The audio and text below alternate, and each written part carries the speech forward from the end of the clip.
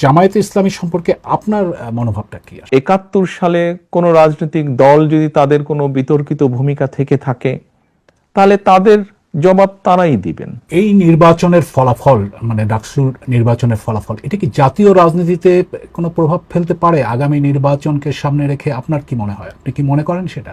আমি একটু ডাকসু নির্বাচনের প্রশ্নে আসি। সাম্প্রতিক সময়ে ডাকসু নির্বাচনের ফলাফল ব্যাপক আলোচনা চলছে রাজনীতিতে এখনো।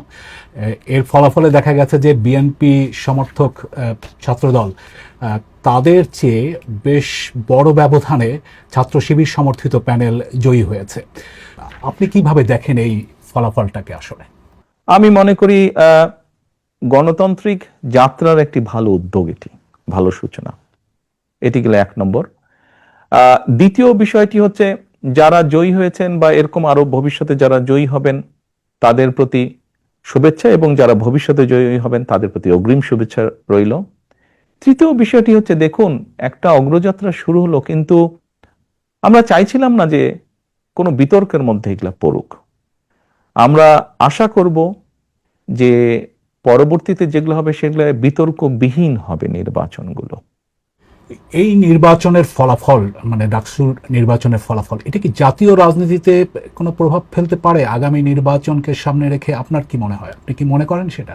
আমি যেটা দেখলাম বিভিন্ন মিডিয়াতে কিছু ব্যক্তি, যেমন মান্না ভাই, উনি তো বোধহয় 2বার ভিপি ছিলেন, আমার থেকে অনেক অভিজ্ঞতা সম্পন্ন রাজনীতিবিদ। আমরা যদি ওনার বক্তব্য শুনে থাকি বা ধরে থাকি তাহলে তো আমি মনে করি না কোনো কারণ আছে। ছাত্র রাজনীতির জায়গায়, জাতীয় রাজনীতির জায়গায়।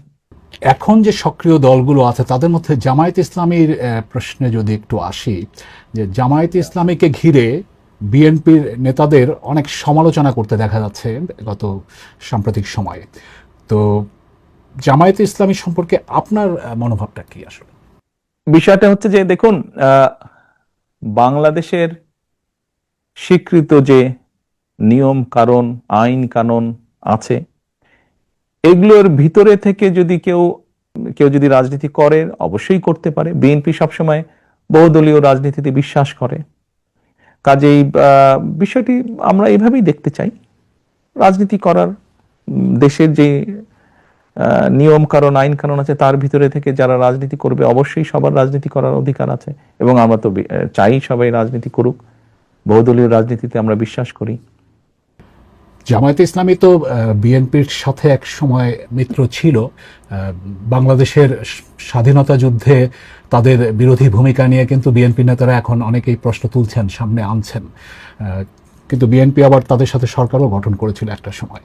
2024 সালে স্বৈরাচার যেই হত্যাগুলো করেছে, দেশ স্বাধীনের পরে যখন তারা সরকার গঠন করেছিল, ক্ষমতায় ছিল, তখনও যে সকল লুটতারাজ তারা করেছে, খুন গুম তারা করেছে, বিগত 17 বছর খুন গুম তারা যা করেছে, এর জবাব যেরকম তাদেরকেই দিতে হবে তাদেরটা, ঠিক একইভাবে